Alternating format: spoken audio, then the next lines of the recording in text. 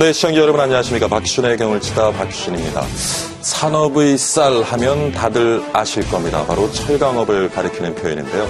세계적인 경쟁력을 자랑하던 우리 철강업이 최근 몇 년간 계속된 침체에서 벗어나지 못하고 있습니다. 중국에 밀리고 수익성이 악화되면서 탈출구 찾기에 여념이 없는데요. 오늘 박희준의 경을 치다 첫 번째 토론에서는 바로 이 내용 다뤄보도록 하겠습니다. 위기의 철강업, 위기를 이겨낼 해법은 무엇인지, 또 위기 속의 기회는 무엇인지 전문가 모시고 같이 한번 경을 쳐보도록 하겠습니다. 그리고 두 번째 준비한 주제는요, 얼마 전 삼성그룹과 하나그룹 간의 대규모 M&A가 성사됐었죠. 정부 주도가 아닌 민간 주도였다는 점, 그리고 각 그룹이 핵심 사업에 선택과 집중을 하기 위해 추진했다는 M&A였다는 점에서 큰 관심이 쏟아지고 있습니다. 전문가들은 이번 M&A를 계기로 우리 M&A 시장도 더욱 활성화돼야 한다고 하는데요. 과연 M&A 전성시대는 도래할 것인지 말씀 나눠보도록 하겠습니다. 잠시 후에 찾아뵙겠습니다.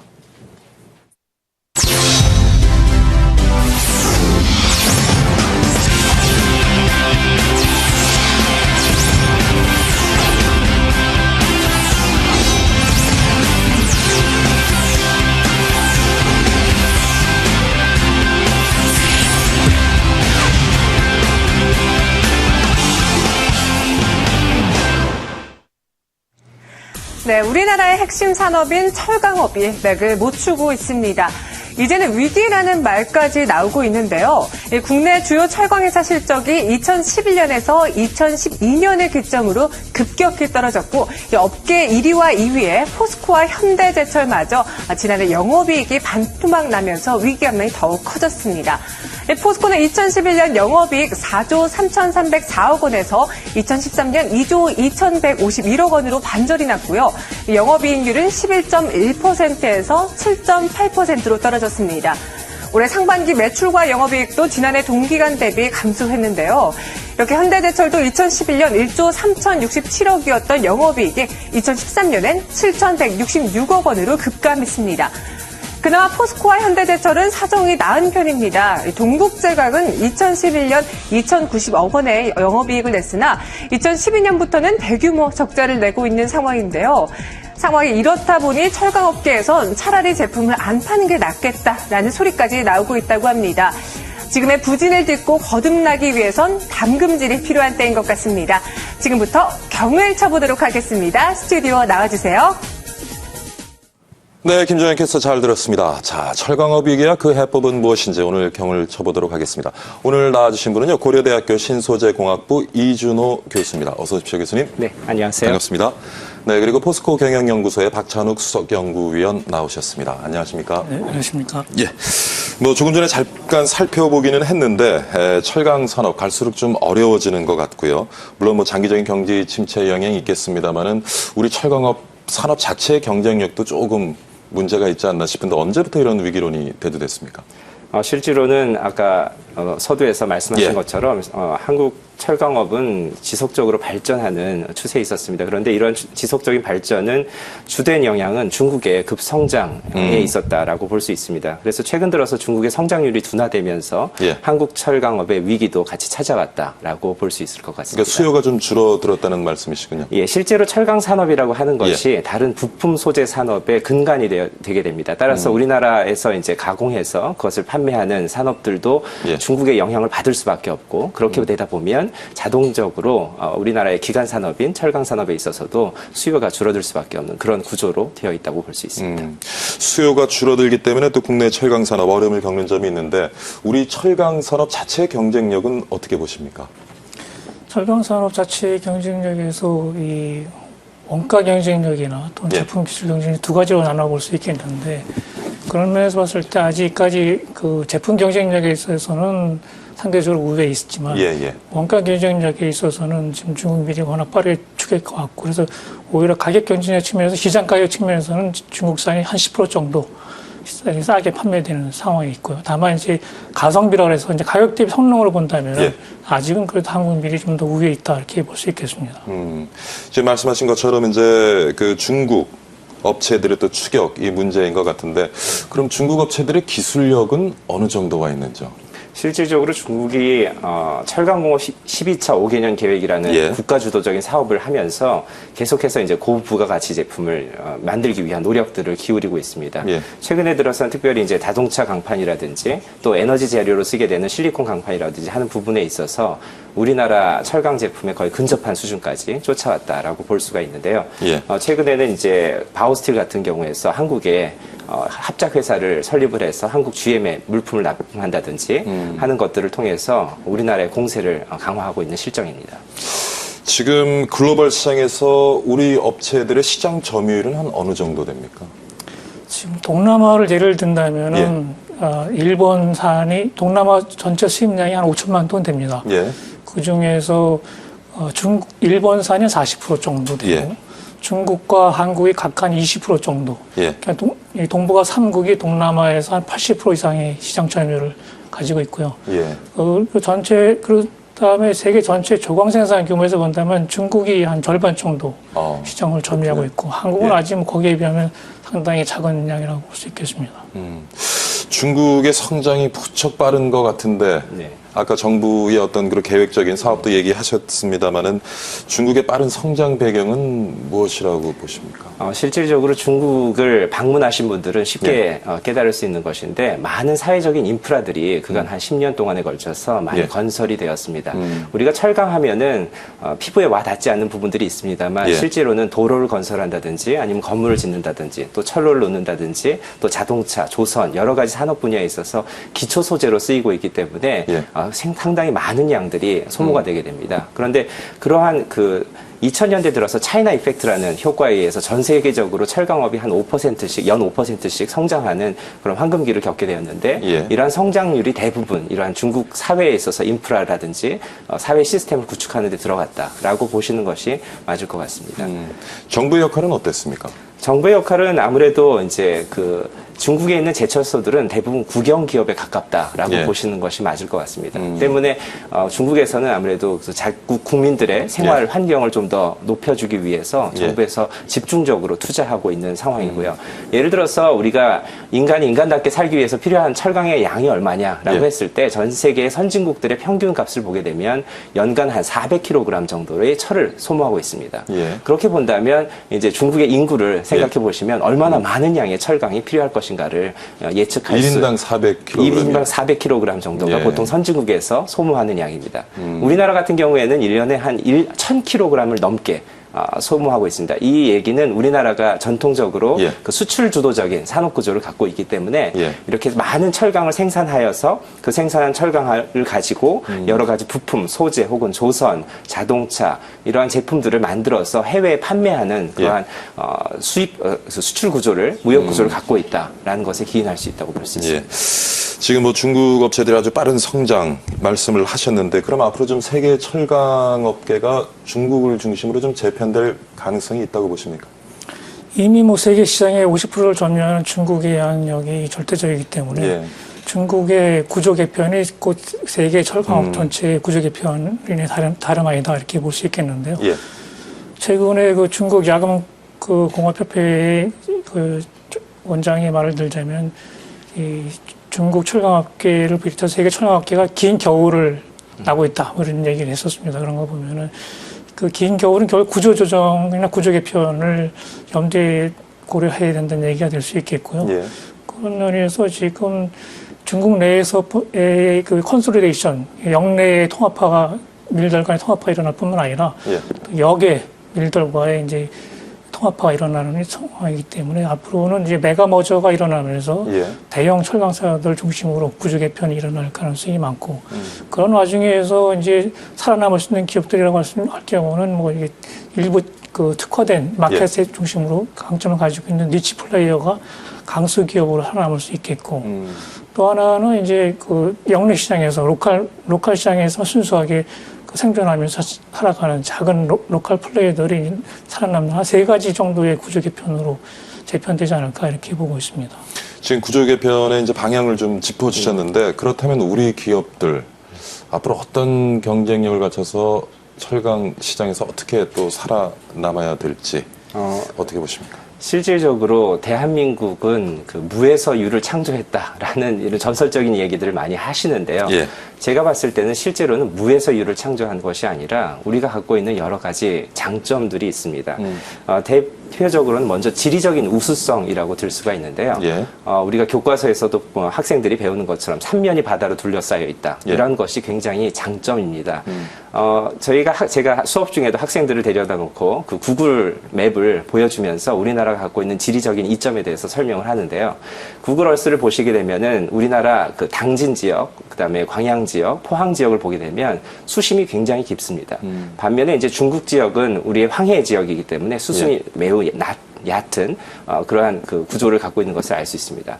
그렇기 때문에 실은 우리나라에서는 대형 화물선이 바로 접안을 해서 우리가 이제 원료라든지 아니면 생산한 제품들을 쉽게 나를 수 있는 그런 구조로 되어 있는 반면에 중국 같은 경우에 있어서는 그 바지선을 이용해 가지고 소량씩 이렇게 떠나르는 형국으로 되어 있습니다. 그렇기 때문에 실질적으로 중국으로 제품이 들어가는 것도 어렵고 중국에서 제품이 나오는 것도 어려운 구조로 되어 있습니다. 또 한 가지는 그렇다면 일본은 어떤가 했을 때 일본은 지진이 많습니다. 예. 그래서 우리나라 같은 경우에는 포항이나 당진 혹은 광양 같은 데에 여러 개의 고로를 동시에 설치를 해서 그 규모의 경제를 이룰 수가 있는 반면에 예. 일본 같은 경우에는 한 곳에 그것을 다 설치를 하게 되면 지진의 문제 때문에 예. 안정성을 확보할 수가 없습니다. 그래서 예전에 한번 고베 지진이 났을 때 고베 스틸이 이제 무너져서 예. 유럽 자동차 회사들이 돈을 내서 그 고로를 다시 세운 일도 예. 있는데요. 그와 같이 만약에 그것이 한 곳에 집중되어 있을 때는 경제적인 타격이 크기 때문에 일본은 또 그런 저희 나라와 같은 그런 구조를 가질 수가 없습니다. 그리고 포스코나 아니면 현대제철을 방문해 보신 분들은 아시는데 예. 그 안에 이제 그 원료부터 생산 제품까지 나올 수 있는 라인이 일렬로 구성이 되어 있습니다. 그래서 이 물류에 있어서 다른 나라에 비해서 상대적으로 뛰어난 경쟁력을 갖고 있고요. 그런 것들이 실은 월드스틸 다이나믹스라는 그 철강 회사 분석 기관에서 우리나라 포스코가 6년간 예. 전 세계 1위의 경쟁력을 갖고 있다라고 보고하게 된 근거가 되고 있습니다. 그러니까 우리가 물류의 경쟁력을 가지고 있으니까 이 부분을 조금 더 활용하는 것이 좋겠다. 예. 또 한 가지는요. 말씀인 것 같아요. 저희가 이제 우수한 인적 자원을 갖고 있습니다. 그래서 자원하면 우리나라는 자원이 없어요라고들 얘기를 하시는데 실은 우리나라처럼 뛰어난 인적 자원을 갖고 있는 나라가 드뭅니다. 예. 그리고 실질적으로 일본과 중국과 우리나라가 경쟁했을 때 우리나라 사람들은 굉장히 열심히 일하면서 또 빨리빨리 일하는 것이 꼭 나쁘게만 쓰이는 것이 아니거든요. 경우에 따라서는 이런 제조업에 있어서는 다른 데보다 좀 더 도전적으로 일을 할 수 있으면서 중국 친구들보다는 좀 더 차분하게 일을 접근할 수 있는, 그래서 고부가가치 제품을 좀 더 효과적으로 개발할 수 있는 그런 사회적인 시스템은 우리가 갖추고 있다라고 볼 수 있을 것 같습니다. 그리고 마지막으로는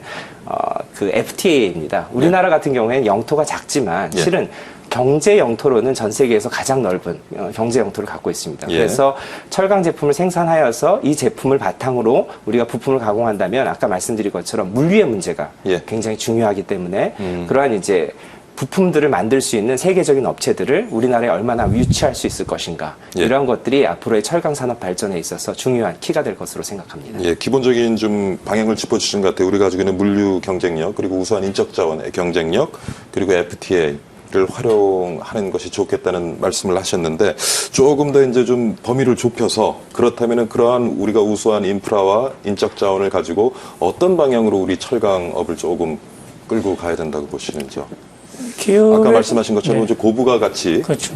저게 집중을 한다든가. 기업의 생존은 결국 차별화에 달려 있는데, 그럼 차별화라고 하는 것은 경쟁자 대비 내가 갖고 있는 강점을 살려서 모방하기 어렵게 만드는 게 차별화인데, 그래서 전략의 본질이 차별화다 이런 측면에서 봤을 때는 그 어떤 측면에서 차별할 거냐 이런 문제가 남을 수도 있겠는데, 제가 볼 때는 첫 번째 한 3가지 정도의 차별화 전략이 필요하다 이렇게 생각되는데, 첫 번째는 이 스피드입니다. 그러니까 시장의 요구의 변화에 빠르게 대응하면서 고객 관리의 니즈에 신속하게 대응해주는 이런 스피드한 조직으로 가는 게 필요할 테고요. 그런 면에서 이제 마케팅 전략도 그런 스피드한 마케팅으로 가야 될 테고, 두 번째는 아까 처음에 말씀드렸던 바와 같이 가성비, 그래서 이 가격 대비 제품 성능, 이 제품 경쟁력을 높이는 측면에서 가야 되는데, 그것이 결국 대량 생산도 하면서도 예. 제품의 차별화를 통해 고급화로 가고 그렇게 되면 대량 생산 체제를 가면서도 제품의 고급화를 동시에 추구할 수 있는 이런 두 마리 토끼를 다 잡을 수 있는 전략 중에 하나가 될 수 있을 테고요.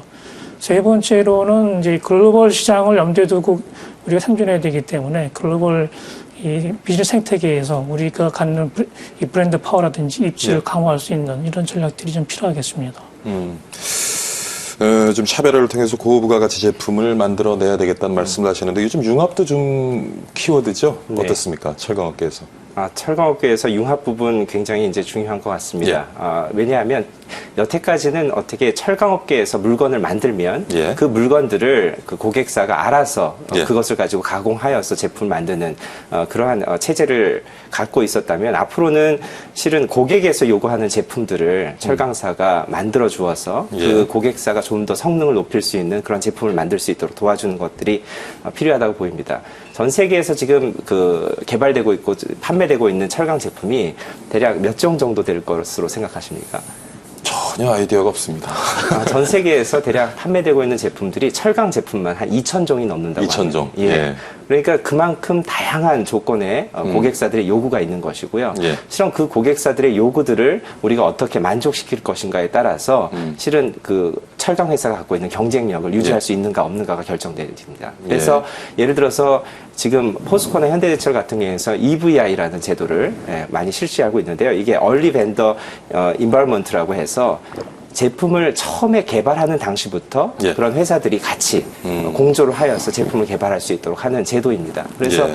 이러한 시스템을 단순히 이제 포스코나 현대 같은 이제 두 개 양대 메이저 회사만 하는 것이 아니라 실은 그 외에 다른 철강 업체들도 이런 EVI 시스템에 대해서 좀 더 관심을 갖고 전략을 세워 나가야 되지 않을까 이런 생각을 갖고 있습니다. 예를 들어서 지금 북극 항로가 개척이 되면 북극 항로 쇄빙선 같은 것들을 이제 계속 개발을 해야 되는데요. 예. 여기에 이제 다양한 후판들이 들어가게 됩니다. 특히 저온에서 인성이 강하고 충격에 의해서 부서지지 않는 그러한 제품들을 개발한다든지 아니면 이제 자동차 같은 것도 앞으로는 이제 전기 자동차를 개발해야 되는데 예. 미국의 이제 테슬라 같은 회사에서는 전기 자동차를 개발하면서 보급형으로는 철강 제품을 그 메인 프레임으로 쓰겠다라는 예. 것을 발표한 바가 있습니다. 그렇다면 이제 앞으로 전기 자동차를 쓸 때도 철강 제품이 소외되는 재료가 아니라 오히려 전기 자동차 같은 것들을 개발할 때 핵심 소재로 이제 들어갈 수 있는 그런 여지가 있다고 할 게 있습니다. 예. 지금 뭐 자동차 산업도 짚어주시겠는데 그 외에는 또 타 산업과의 융합을 통해서 어떤 분야를 우리가 좀 개척해 갈 수 있을까요? 아무튼 자동차 산업에서 융합을 찾을 수 있는 솔루션이 많이 있습니다. 예. 예를 들면 이 알루미늄이라든지 또는 탄소 섬유 강화 플라스틱 경량화가 이슈죠. 경량화가 예. 이슈된다 보니까 그런 이종 소재들과 철강제를 접합하는 접착하는 기술 예. 쪽에서의 융합화가 많이 일어날 수 있을 것 같고요. 그것이 가장 현재 상태에서는 그 대체 소재나 경합 소재와의 융합화나 협력으로 예. 가는 그 가장 대표적인 이제 사례가 될 수 있습니다. 지금 뭐 그런 어떤 융합을 통해서 차별화를 만들어내고 고부가 가치 제품을 개발하는 것이 우리 경쟁력을 키우는 방법이겠다는 말씀하셨는데 지금 이제 우리가 수출도 수출인데 네. 국내 시장도 지금 중국 제품들이 굉장히 많이 맞습니다. 들어와 있는 것 같아요. 이거 예. 모르겠습니다. 뭐 시장 논리로 움직여 하기는 하겠지만은 네. 좀 어떤 우리가 우리 시장을 보호하기 위한 어떤 정책적인 접근 예. 좀 필요하지 않을까 싶은데. 몇 어떻습니까? 가지를 들 수 있는데 실제로는 이제 중국 제품이 들어올 때 예. 중국에 이제 그 고부가 가치 철강 제품을 수출을 하면 예. 내국세를 환급해 주는 제도가 있습니다. 그런데 이게 이제 한 10% 정도를 환급을 받으니까 예. 그 중국 철강 제품이 이제 경쟁력을 갖게 되는데 실제로는 우리나라에 이제 일반 철근이나 이런 재료로 들어오는 재료 중에 중국은 이제 자국에서 나는 철광석을 사용하기 때문에 자기네들이 원해서 첨가한 것이 아니라 원치 않게 그 태생적으로 들어오는 이제 보론이라는 원소가 이제 들어가 있는 예. 제품들이 들어가게 됩니다. 그런데 문제는 판매는 일반 이제 철근으로 판매가 되는데 네. 보론이 들어가 있다는 이유만으로 이제 이것이 고부가가치 제품이냐 이제 취급을 받아서 내국세를 환급을 받아서 그 네. 부분에 있어서 이제 중국 제품이 또 경쟁력을 갖게 되는 원인이 되고 있습니다. 따라서 이런 부분들에 있어서는 우리 정부가 좀 외교적으로 예. 좀 풀어야 되는 부분들이 있지 않나 좀 생각을 하고요. 예. 또 그 외에도 메이저 2개사 외에 다른 철강 회사들이 있는데 이런 철강 회사들은 이제 스크랩 원료를 안정적으로 공급받는 데 있어서 좀 문제가 있습니다. 따라서 그러한 그 철강사들이 그 스크랩을 좀 안정적으로 공급받을 수 있도록 철 스크랩 부가세 매입자 납부 제도라는 게 이제 지금 그 국회에서 계류 중인 것으로 아는데 이러한 그 제도들이 신속히 좀 통과돼야 될 필요가 있다라고 생각합니다. 요즘 환경적인 문제도 굉장히 시장에 많은 영향을 끼치는, 특히 철강 산업에는 많은 영향을 미치는 것 같은데 어떻게 보시는지요? 예, 배출권 거래제가 가장 큰 문제고 다음 달부터 바로 시행이 되기 때문에 제조업계의 거의 대표적인 고민 거래 중 하나입니다. 철강 산업 같은 경우에는 그 배출권 거래제에서 허가받은 게 3억 6천만 톤 정도 되는데요. 원래 철강업계가 생각했던 것보다 한 6% 정도 허용량을 적게 받았습니다. 그래서 이런 그 배출권 거래제에 따른 이런 재무적 부담이 생기고 이게 코스트 유발 효과가 생기게 되는데 이런 거에 따른 대응 방안은 결국 두 가지 중 하나라고 볼 수 있습니다. 하나는 생산량 감축할 것이냐. 두 번째는 생산량 감축하지 않은 상태에서 어떻게 고효율 에너지 프로세스로 갈 것이냐. 이건데 첫 번째 생산량을 감축할 경우에는 그만큼 질적 고도화를 통해서 그 매출의 상쇄 부분을 커버해야 되는 이런 문제가 있을 수 있고 그래서 질적 고도화로 해결하는 것이 이제 생산량 감축 이슈와 결합되어 있다고 볼 수 있겠고 두 번째 고효율 에너지 프로세스는 현재 상태에서는 가장 반숙한 상태가 될 수 있는데 그래서 가능하면 그 철강 생산 톤당 연료 비용을 최소시켜가면서 가는 것인데 중국 같은 경우에는 그 현재 그 철강 생산 톤당 그 에너지 비용이 과거 한 5년보다 한 15% 정도 이미 절감된 상태입니다. 중국 업계가 워낙 환경 규제를 강화시키기 때문에 철강 업계도 거기에 맞춰서 이제 환경 규제에 맞는 이런 생산 프로세스를 가고 있는데 우리나라 업계 입장에서도 그런 고효율 프로세스로 더 혁신이 많이 이루어져야 될 필요가 있습니다. 그 서두에 또 박 박사님께서 그 중국 시장에서의 구조조정 얘기를 하셨는데 국내 시장은 지금 어떻게 구조조정 중 움직임이 있습니까?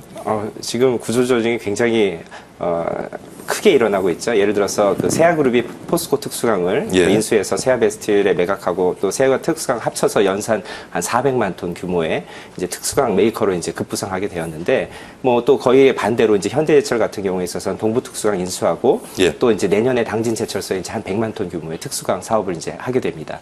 그렇게 되면 이제 양강 체제대로 굳혀지게 되는데 저는 이 부분에 있어서는 굉장히 긍정적인 신호라고 보여집니다. 왜냐하면 철강 산업은 기본적으로 규모의 경제입니다. 그래서 양을 늘려가게 되면 아무래도 대외적으로 경쟁력을 좀 더 확보할 수 있는 부분이 있습니다. 그리고 지금 동국제강 같은 경우에 있어서도 이제 자회사인 유니온스틸을 합병해서 이제 재무구조의 안정화를 좀 도모하고 있는데 아까 서두에도 좀 동국제강 같은 경우에 좀 재무구조가 좀 많이 열악합니다. 그런데 이런 이제 인수합병을 통해서 조금 더 합리화를 시키고 경쟁력을 좀 강화시킨다면 이 위기를 슬기롭게 극복할 수 있지 않을까 좀 기대하고 있습니다. 박사님, 내수 시장도 뭐 그렇고 지금 글로벌 경기 침체되면서 전체적으로 좀 좋지 않은 상황이고 또 중국 경제 성장률이 둔화되면서 사실은 좀 아까 서두에 말씀하신 것 수요가 굉장히 줄어들고 있는 것 같은데 우리가 좀 이러한 때 눈여겨봐야 될 또 시장이 좀 어디 있을까? 아까 동남아 잠깐 언급을 하셨는데 역시 이머징 마켓의 대표적인 게 동남아인데 근데 동남아가 그렇게 그 만만한 시장이 아니다라는 것이죠. 수요로 보면 충분히 매력적인 시장이나 경쟁이 상당히 치열한 시장이고 또 예를 들어서 일본 같은 경우는 동남아에서 그 정도 40% 이상의 시장 점유율을 가질 수 있는 게 일본 자동차 업계나 또 전기 전자 업체들과 같이 나가는 이 트랜스플란트 방식을 쓰는데요.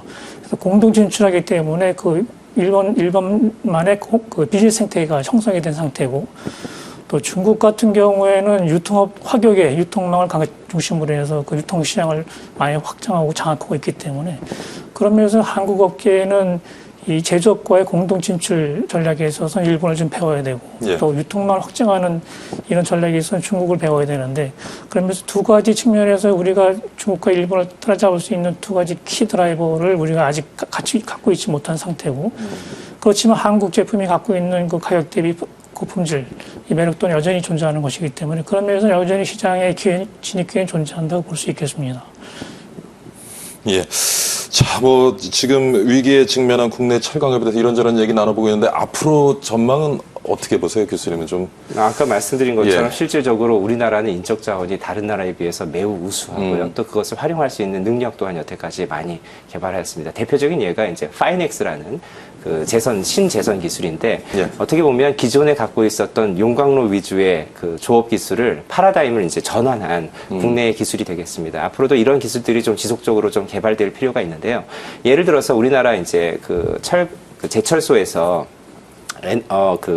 철강 톤당 에너지 효율을 이제 비교한 예. DOE 자료가 있습니다. 미국의 이제 에너지 관리성의 자료가 있는데, 예. DOE 자료를 보면 2010년도 기준으로 봤을 때 한국을 100으로 본다면, 예. 일본이 한 104, 호주가 106, 그리고 미국이 118, 그리고 캐나다는 이제 124. 그러니까 무슨 얘기냐 하면, 다른 나라들이 우리나라보다 1톤의 철을 만들기 위해서 더 많은 에너지를 쓰고 있다는 얘기입니다. 예. 그러니까 그만큼 우리나라가 기술력으로 압도하고 있다는 얘기고, 실은 지금 이제 이런 이산화탄소 문제라든지 탄소 배출권 문제라든지 이런 것들을 극복하기 위해서는 아무래도 이제 파이넥스를 개발하였던 전례가 있는 것처럼 저희가 새로운 파라다임을 이제 전환할 수 있는 정부 주도적이고 그리고 민간에서 전 업체가 협력할 수 있는 새로운 기술을 좀 개발할 필요가 있지 않은가 그런 생각을 하고 오히려 있습니다. 환경 규제가 좀 혁신의 동력이 될 수도 있겠군요, 앞으로. 예, 그것을 이제 정부가 어떻게 효율적으로 사용할 수 있는가가 중요하다고 봅니다. 예. 박사님도 마지막으로 좀 정리를 해주시죠. 앞으로 우리 예. 철강 산업 위기를 극복하고 좀 발전해 갈 수 있는 방안. 예. 제가 볼 때는 한국 문화의 장점을 살리는 게 곧 한국 철강 산업이 사는 길이다 이렇게 생각되는데 한국 문화의 장점이라고 하는 건 결국 이 스피드라고 볼 수 있기 때문에 스피드의 그런 마케팅 활동이 필요하다는 거죠. 시장의 니즈 변화를 빨리 감지하고 거기에 빨리 대응하는 이런 그 조직 시스템을 갖춰야 되는 게 첫 번째라고 볼 수 있겠고요. 또 하나는 이제 우리나라 경제 GDP의 한 60% 수출이기 때문에 수출은 불가피한 과제이고 그런 면에서 본다면 글로벌화로 갈 수밖에 없다. 그리고 글로벌화로 가는 건 결국 글로벌 비즈니스 생태계를 어떻게 확장하고 전략적으로 관리하느냐에 달려있다고 보고요. 마지막으로 하나는 철강업계가 중국도 이미 1+1 전략을, 1+알파 전략을 쓰고 있는데요. 그러니까 철강 플러스 그 연관 산업 또는 뭐 비연관 산업까지 다 거시켜가는 쪽으로 가고 있는데 우리 철강업계 입장에서는 이제 철강 포트폴리오를 다변화하고 그러면서도 연관 다각화로 가서 사업 구조에 약간 리스크를 해칭할 수 있는 이런 그 복합 구조로 이제 갈 필요가 있지 않느냐 이렇게 생각됩니다. 예.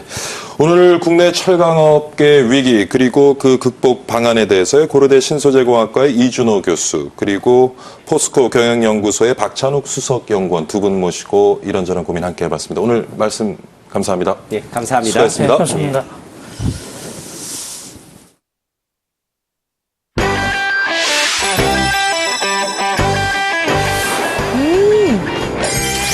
한 번만 보면 놓을 수가 없는 이 맛. 자연직가에서 자신있게 내놓은 햇살 담은 포도즙. 궁금하시죠?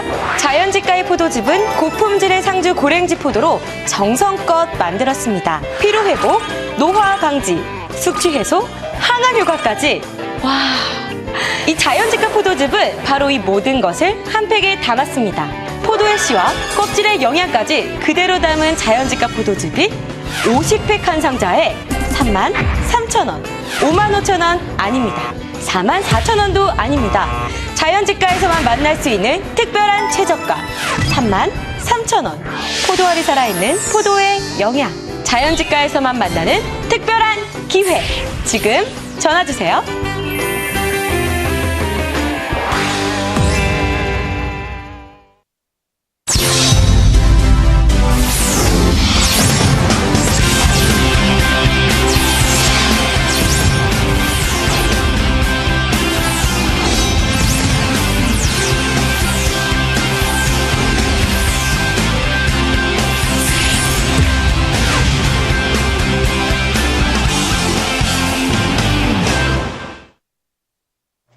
네, 별들의 전쟁이 시작된 걸까요? 최근 하나와 삼성 간 초대형 빅딜로 국내 기업 M&A는 새 국면을 맞았는데요. 이번 하나와 삼성의 M&A는 삼성그룹이 화학과 방산 부분 4개 계열사를 하나그룹에 넘기는 초대형 양수도 계약으로 계약 규모는 시장 가격으로 무려 1조 9천억 원대에 달합니다. 업계에서는 전체 빅딜 규모가 2조 원대에 이를 것으로 보고 있습니다. 한편 구조조정 작업이 막빠진 현대그룹은 현대증권과 현대자산운용, 현대저축은행 등 금융계열사와 남산 반얀트리 호텔 매각을 남겨놓은 상태인데요. 이렇게 KT가 구조조정 차원에서 내놓은 렌터카 운영업체인 KT레탈은 올 하반기 최대 M&A 매물로 꼽히고 있습니다. KT가 이달 20일까지 인수 의향서를 받은 결과 SK네트워크스와 한국타이어, GS리테일, 효성, SFA 등 대기업을 포함해 20개 가까운 업체가 의향서를 내서 KT렌탈의 몸값은 8천억 원대까지 뛴 것으로 전해졌습니다. 또 재무구조 개선 작업을 진행 중인 동부그룹은 현재 동부발전당진, 동부특수강, 동부하이텍을 매물로 내놓은 상태인데요. 한편 생존이란 공통의 모토 아래 재계가 M&A에 적극 나설 것이란 조사가 나오기도 했습니다. 바로 매일경제가 국내 주요 기업 28곳과 투자은행 31곳을 대상으로 한 설문조사 결과 국내 주요 기업 5곳 중 1곳은 내년에 계열사 매각 또는 합병을 통한 기업 구조조정에 나설 의향이 있는 것으로 나타났습니다. 또 주요 기업 28곳 중 8곳은 다른 기업 인수 계획이 있다고 응답했는데요. 이렇게 국내에선 좀처럼 빛을 보지 못했던 M&A, 드디어 제 힘을 발휘할 때가 온 것일까요? 계속해서 경을 쳐보도록 하겠습니다. 스튜디오 나와주시죠. 네, 김정현 캐스터 잘 들었습니다. 두 번째 경을 쳐보겠습니다. 과연 M&A 전성시대는 오는가? 오늘 여기 대해서 말씀 나눠보도록 하겠습니다. 이번에 나와주신 분은요, 카이스트 경영대학의 김보원 교수입니다.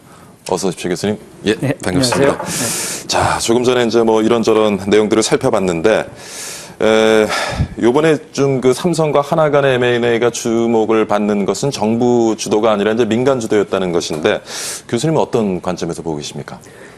예.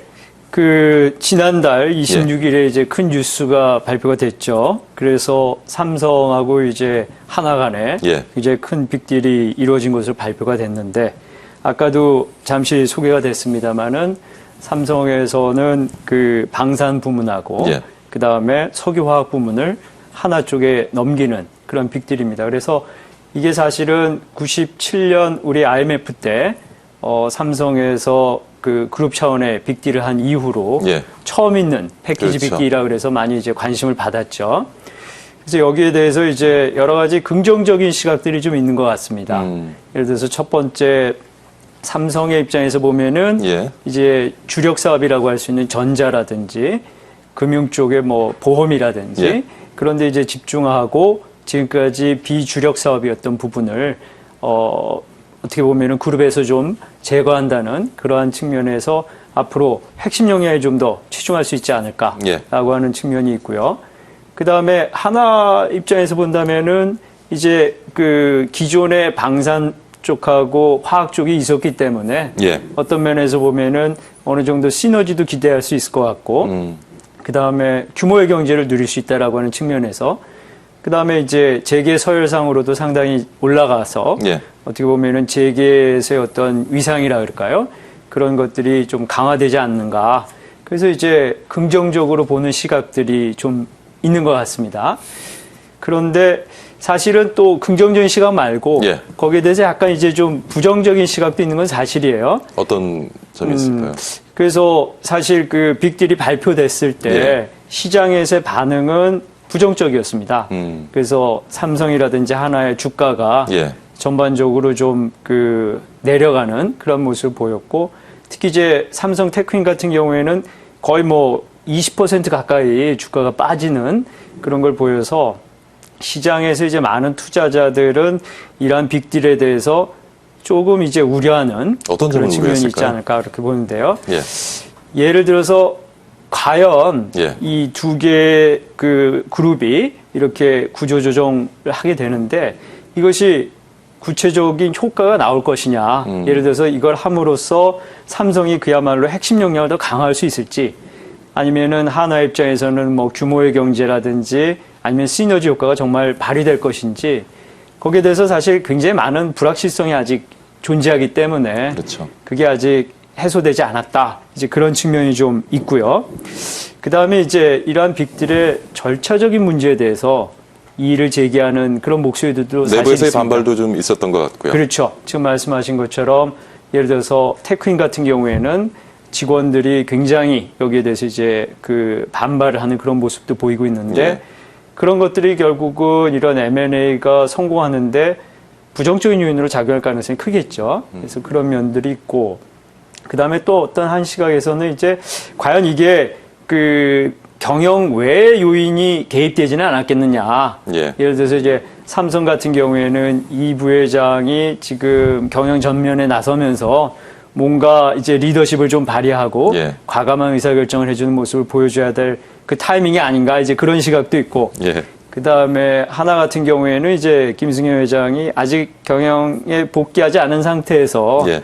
뭔가 좀 경영에 복귀하는 모멘텀으로서 뭔가 필요하지 않았겠냐. 예. 이제 이런 시각들이 많이 있어요. 그래서 보면은 이제 긍정적인 시각과 그 다음에 부정적인 시각이 있기 때문에 사실은 앞으로 삼성이나 하나가 해야 될 것은 정말 이러한 부정적인 시각을 극복을 하고 자신들이 이러한 의사결정을 했을 때 그것이 정말 기업의 가치를 극대화하는 방향으로 의사결정했다는 걸 증명해줘야 되는 예. 그러한 그 의무가 두 기업에 있게 되는 것이죠. 그러니까 뭐 제대로 된 평가를 하려면은 조금 시간이 걸리겠군요. 그렇습니다. 시간이 좀 걸릴 것 같습니다. 양 기업이 기대한 효과를 네네. 만들어낼 수 있을 좀 지켜봐야 될 것 같고요. 네. 어쨌든 간에 조금 전에 그 설문조사 결과처럼 네. 우리 시장에서는 좀 대기업 간의 M&A를 통한 사업 구조 재편, 네네. 지금 관심은 많이 높아지고 있는 것 같아요. 예. 어떻습니까? 좀 이렇게 연이어서 좀 이런 빅딜들이 나오리라고 예상을 하시는지요?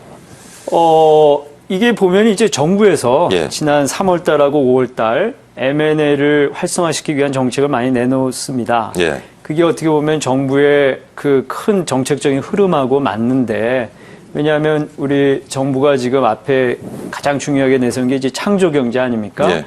그러면 결국 창조 경제를 정부에서 어떻게 바라보는가 이렇게 생각을 해보니까 결국은 많은 기업들이 혁신적인 제품과 서비스를 개발하고 그러한 어떤 그 혁신의 생태계를 구축을 하는 것이 창조 경제 출발점이 아닌가, 그렇게 이제 정부에서 판단한 것 같습니다. 네.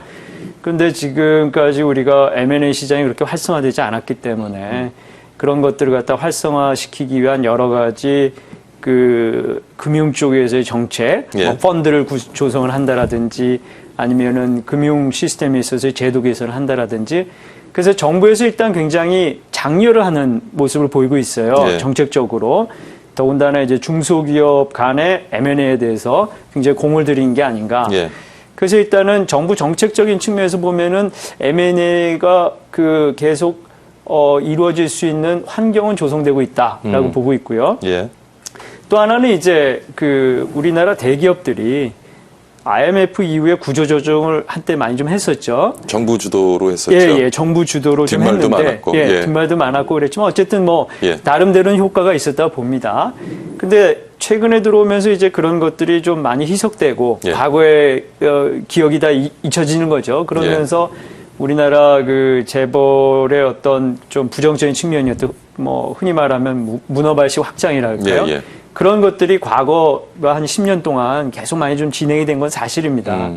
그래서 대기업들이 사실은 주력 사업보다 예. 그 별로 관련이 없는 그런 다각화에 많이 공을 들였던 것 같고요. 예. 그 결과 이제 그 지금 글로벌 경제가 굉장히 그 어려움을 겪으면서 부담으로 작용을 하는 거죠. 뭐 삼성 같은 경우도 그렇고 하나도 뭐 그러겠습니다만은, 그래서 이제 대기업의 입장에서는 구조조정의 필요성이 많이 이제 대두가 되고 있습니다. 예. 그 다음에 어려운 시기를 극복하기 위해선 기업에서 일단 현찰을 많이 가져야 될 필요성이 있으니까요. 네. 그러기 위해서 지금까지 그 비주력 사업을 좀 그 처분을 하면서 구조조정을 통해서 자구책을 좀 마련하려는 그런 움직임이 있습니다. 그래서 그것이 제가 볼 때 두 번째, 예. 앞으로 M&A가 좀 그 진행될 요인이라고 볼 수 있고요. 세 번째, 중소기업의 사정은 조금 다릅니다. 예. 중소기업은 이제 대기업하고 사정이 좀 다른데, 우리나라 중소기업은 상당히 좀 영세한 편이거든요. 그러니까 사실은 어떤 하나의 중소기업이 시장에서 혁신적인 제품을 지속적으로 만들고 시장에서 공격적으로 경영을 할 수 있는 자원이 사실 부족해요. 부족하죠. 예. 그렇기 때문에 그 중소기업의 입장에서는 내가 가지지 못한 자원을 가지고 있는 기업과 뭐 이렇게 연대를 한다는 개념이죠. M&A를 예, 예. 통해서. 그래서 좀 그 글로벌 시장에도 진출을 하고, 또 국내 시장에서의 어려움도 좀 극복을 하려고 하는 그러한 노력들을 할 겁니다. 예. 그래서 전체적인 그 상황으로 본다면 여러 가지 면에서 M&A가 과거보다는 활성화될 수 있는 분위기는 많이 조성돼 있고 예. 거기에 필요성도 느끼고 있지 않을까 그렇게 판단됩니다. 지금 뭐 글로벌 시장에서 봐서 또 이 중국과 일본 사이에 끼어 있는 우리의 입장을 봤을 때도 조금 전에 말씀하신 그런 지금 성수땡 여건 한층 더 무르익어 가지 않을까 싶은데요. 네. 그 보면은 이제 중국 기업들이 사실은 굉장히 공격적으로 M&A를 합니다. 중국은 뭐 워낙 그 현찰을 많이 가지고 있기 때문에 미국 기업이라든지 뭐 유럽에서도 M&A를 해서 우리 기업의 입장에서는 굉장히 좀 그 마음이 조급해지는 거죠. 예. 지금까지 그래도 우리가 중국 대비해서 기술력이 좀 높았다고 생각되는 그런 분야들이 좀 있었는데 요즘 나오는 그 결과들을 보면은 이제 뭐 스마트폰 시장이라든지 아니면은 뭐 전자 그 시장에서 사실은 중국 기업들이 굉장히 치고 올라옵니다. 예. 그래서 우리 기업들이 많이 이제 고전을 면치 못하고 있는데요. 그런 상황에서 이제 어쩌면은 좀 당연하다 볼 수 있을 것 같아요. 우리 예. 기업들이 위기의식을 느끼고 이 위기의식을 탈피하기 위해서 뭔가 이제 혁신적인 제품이나 서비스가 나와야 되겠다라고 하는 생각들을 하는데 그 중에 여러 가지 활용할 수 있는 툴 가운데 하나로서 M&A가 어느 정도 의미가 있는 건 사실입니다. 예.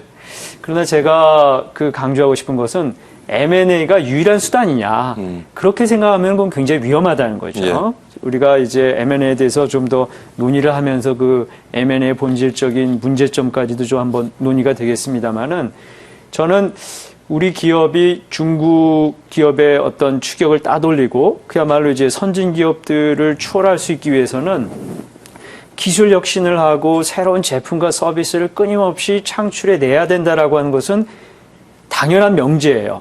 그런데 그것을 달성하는 것이 M&A냐?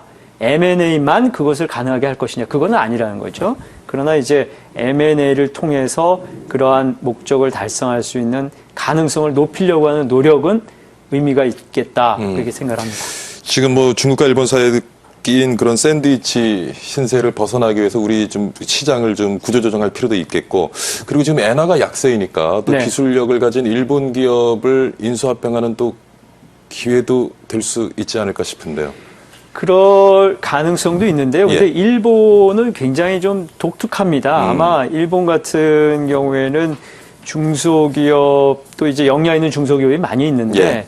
그런 기업들이 뭐 외국 기업에서 M&A 되는 걸 상당히 좀 선호하지 않을 가능성이 있어요. 예. 그다음에 일본은 굉장히 기업의 역사가 길기 때문에 전통이라고 하는 걸 굉장히 중시하지 않습니까? 그다음에 아마 일본 기업들이 현찰이 부족하거나 자원이 좀 부족한 그런 기업들은 상대적으로 좀 적을 것 같고요. 예. 그래서 우리가 엔저이기 때문에 일본 기업들을 M&A를 한다라고 하는 게 어느 정도 가능성이 있지만 제가 볼 때 알짜 기업은 좀 쉽지 않을 그렇게 것이다. 많지 않을 것 같다. 예. 일본 경우에는 예, 뭐 예. 그런 생각은 좀 듭니다. 예. 네네. 다시 좀 국내 시장으로 돌아와서요. 네. 지금 뭐 여러 가지로 M&A에 대한 그 분위기가 무르익어 가고 있습니다만은 좀 우리 정서도 그렇고 M&A에 대한 부정적인 시각이 굉장히 많은 것 같아요. 뭐 여러 가지 앞에 네네. 실패 사례들이 있어서이겠습니다만은 예, 예. 그러한 것들이 좀 극복되어져야 네. 더 M&A 시장이 좀 활성화되지 않을까 싶은데 어떻게 보십니까? 그 맞는 말씀이죠. 보면은 이제 우리가 M&A가 활성화되지 못했던 가장 큰 이유 중에 뭐 여러 가지가 있겠습니다만은 저는 시장의 투명성이 없었기 때문에 그렇다. 예를 들어서 M&A라고 하는 것은 내가 돈을 주고 기업을 사들이는 거 아닙니까? 예. 그런데 그 장부를 들여다보니까 예를 들어서 순자산이 100억이에요. 그래가지고 M&A를 한다 그러고 내가 100억을 지불하겠다 그랬는데 막상 M&A를 진행하다 보니까 장부에도 나타나지 않는 빚이 여기저기 막 나타난단 말입니다. 그러면은 사실은 100억의 가치가 아니라 오히려 마이너스 가치일지도 모르지 않습니까? 그러니까는 기업 경영의 투명성이 결여된 상태에서는 M&A가 활성화될 수가 없습니다. 투자자 입장에서 보면은 무엇을 믿고 투자를 하겠어요? 엄청난 이제 불확실성이 있기 때문에. 예. 그래서 저는 전반적으로 우리나라 기업, 그다음에 우리나라 경제 시스템에 있는 그러한 투명성이 결여됐다는 점이 지금까지 M&A가 활성화될 수 없었던 가장 큰 요인이라고 생각을 하고요. 그 다음에 이제 정부라든지 그 금융권에서의 제도적으로 굉장히 이제 경직한 그런 그다음에 관료주의적인 거. 그래서 예를 들어서 M&A라고 하는 것은 굉장히 속도가 중요합니다. 그렇죠. 일단 이제 결정하기 전까지는 여러 고민들을 하지만 M&A를 하자라고 하면은 그다음에 굉장히 빠르게 그 진행이 돼야 되는데 우리나라 같은 경우에는 그 행정적인 절차가 뭐 여러 군데에 걸쳐서 있다거나 오랜 시간이 걸리거나 그러면 결국 M&A의 동력을 상실할 수가 있겠죠. 그다음에 세 번째로는 교수님도 지적을 하셨습니다만 정서적인 측면도 좀 있습니다. 예를 들어서 우리나라 기업가들은 대체로 이제 이거는 내 거, 그다음에 이거는 우리 가족 거, 이제 이런 그 정서가 굉장히 강하지 않습니까? 그렇기 때문에 이제 차라리 은행에서 돈을 빌리면 빌렸지, 그다음에 어디서 뭘 우리가 그 사가지고 오면 사가지고 왔지, M&A를 통해서 기업의 경영권을 서로 이제 주고받는다고 하는 것에 대한 정서적인 좀 저항감이 있지 않나. 그렇죠. 그런 생각이 있어요. 그래서 이러한 문제들이 어느 정도 해결된다면 건전한 M&A가 가능하지 않을까. 근데 이제 뭐 가장 중요한 건 투명성이죠. 어떤 회계제도의 투명성이라든지. 그래서 그것은 어떤 면에서 이제 기업의 윤리하고도 또 관련된 문제고요.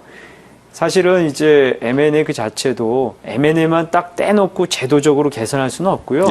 경제 경영 시스템 전반에 걸쳐 있는 전반적인 어떤 인프라의 개선이 같이 이루어지기 때문에 과거에 우리가 M&A가 활성화되지 못했던 게 아닌가 그렇게 생각이 들어요. 교수님, 서두에 이제 3월에 발표됐던 M&A 활성화 방안 잠깐 언급을 해주셨는데 거기도 뭐 많은 내용이 담겨 있습니다만은 아직도 우리 정부가 가지고 있는 규제, 그러니까 M&A 활성화의 걸림돌이 되는 규제 좀 있지 싶은데요. 어떤 것들이 좀 있고 또 그런 규제들이 있다면 어떠한 방향으로 좀 그런 규제들이 없어져야 될까요? 그러니까 정부에서 사실 방향은 옳게 가는 거라고 생각이 듭니다. 규제를 갖다가 철폐하겠다는. 근데 저희가 보면은 사실은 정부의 규제라고 하는 것이 어떤 한 부서에만 국한된 것이 아니라 때로 보면은 여러 부서에 이렇게 분산돼 있거든요. 그러니까 어떤 하나를 갖다 승인을 받는다 할지라도 하나의 부서에서만 받아야 되는 게 아니라 계속 이제 여러 군데를 다 돌아다녀야지 사실은 그게 이제 승인이 되고 그래요. 그러니까는 제가 볼 때 그 이러한 제도적인 개선을 하면서 목표를 원스톱 서비스가 가능하도록 해줘야 되겠다. 그러니까는 M&A 아까 말씀드린 것처럼 M&A가 또 이제 속도가 굉장히 중요하기 때문에 여러 부서를 돌아다니면서 승인을 받고 그러다 보면 M&A의 모멘텀을 잃어버릴 수가 있거든요. 기업의 입장에서도. 그렇기 때문에 이제 정부에서는 이런 제도적인 측면에서는 하나의 창구를 만들어서 여러 부서들 간의 그 의견 조율은 정부 내에서 하도록 하고 그다음에 기업에서 M&A에 대한 여러 가지 그 뭐 지원을 요청하거나 그럴 때는 원스톱 서비스로 체계적으로 이루어질 수 해준다는 거 그게 중요하고요. 그다음에 금융적인 측면에서 제가 보면은 뭐 그 펀드를 조성을 하거나 아니면은 금융의 여러 가지 지원을 좀 원활하게 해준다는 그런 게 많이 발표가 됐지만은 사실은 그게 너무 이제 정부 주도로 나오는 게 아닌가. 사실 미국 같은 경우가 M&A가 굉장히 활성화돼 있지만 거기에 투자자들은 정부가 아니거든요.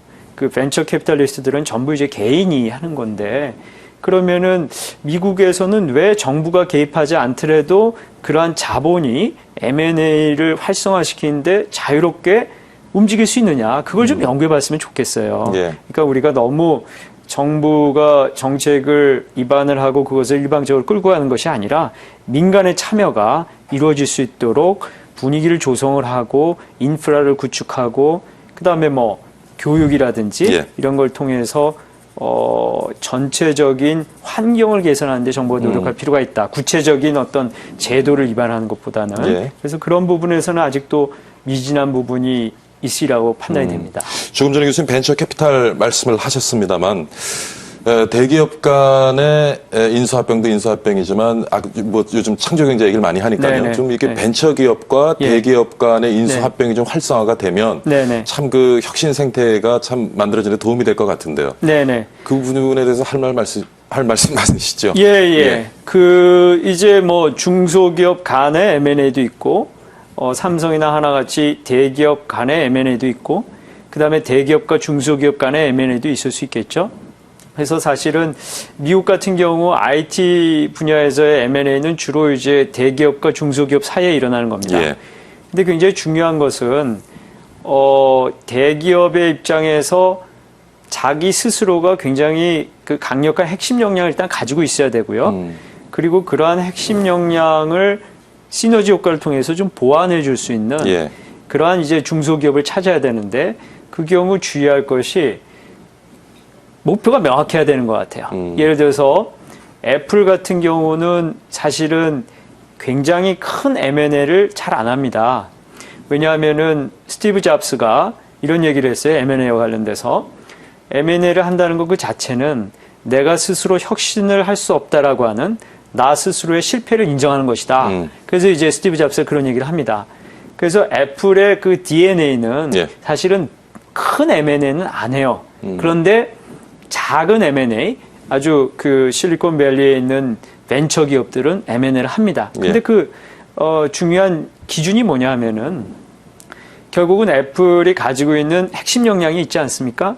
그 핵심 역량을 훼손시키지 않으면서 그 핵심 역량을 강화시킬 수 쪽으로. 있는 굉장히 특정한 기술. 그러니까는 그걸 정확히 정의를 해야 돼요. 예. 예를 들어서 우리가 스마트폰, 아이폰을 갖다가 만드는데 여기에 들어가는 카메라 관련된 어떤 특정한 기술을 A라고 하는 벤처기업이 가지고 있다. 그래서 그 기술을 우리가 가져오면은 아이폰의 전반적인 가치가 올라갈 것이다. 예. 라고 정의가 된다면 그런 벤처기업을 M&A를 통해서 가지고 오는 것이죠. 그래서 대기업과 그 중소기업 간의 M&A는 그런 면에서 기존에 있었던 핵심 역량을 강화시키는 방향으로 예. M&A가 이루어질 때 가장 효과적이다라고 볼 수 있을 것 같습니다. 자, M&A 뭐 성사도 성사지만 사후 관리가 굉장히 중요할 것 같습니다. 문화적인 결합도 필요할 것이고요. 네. 그 부분에 대해서 좀 짚어주시죠. 사실은 저희가 M&A를 주제로 대해서 말씀을 드리기 때문에 M&A에 대해서 이제 긍정적으로 그 논의가 이루어진 게 뭐 좋을지 모르겠지만 예. 굉장히 불행하게도 예. 저희가 통계적으로 보면 M&A의 70 내지 80%는 실패를 합니다. 예. 그러니까 사실은 M&A라고 하는 것이 굉장히 그 좋은 전략은 아니에요. 예, 예. 어려운 전략입니다. 그래서 이제 왜 그러면 실패하는가? 거기에 여러 가지 이유가 있는데 가장 큰 이유가 지금 말씀하신 것처럼 조직 간의 문화적인 차이, 인식의 차이, 예. 그런 것들이죠. 그래서 그런 것들은 이제 M&A가 이루어지기 전에 사전에 노력을 해서 해소해야 될 부분이 상당히 많다고 볼 수 있습니다. 예. 자, 오늘 M&A 시장의 활성화 방안에 대해서요. 카이스트 경영대 김보원 교수 모시고 많은 고민 함께 해봤습니다. 오늘 교수님 좋은 말씀 감사드립니다. 네, 감사합니다. 시간이 금방 가네요. 예, 고맙습니다. 자, 요즘 송년 모임 있는 분들 많으시죠? 오늘은 또 금요일이라 뭐 저녁 약속들 많으실 텐데요. 송년에서 과도한 음주 문화가 많이 사라졌다고 하지만 그래도 연일 계속되는 모임에 부담 좀 느끼실 겁니다. 1년간 쌓인 회포를 풀어보자 하는 좋은 의미로 모이는 자리인데 그 의미는 어디로 가고 고통만 남는 것도 같고요. 자, 최소한 오늘 모임 갖는 분들만이라도 고통스럽지 않은 즐거운 불금 보내시기 바랍니다. 그리고 다음 주부터는요. 오후 1시, 금요일 오후 1시에 찾아뵙도록 하겠습니다. 주말 강추라는데 건강 잘 지키시고요. 다음 주에 건강한 모습으로 찾아뵙겠습니다. 시청해주신 여러분 감사드립니다.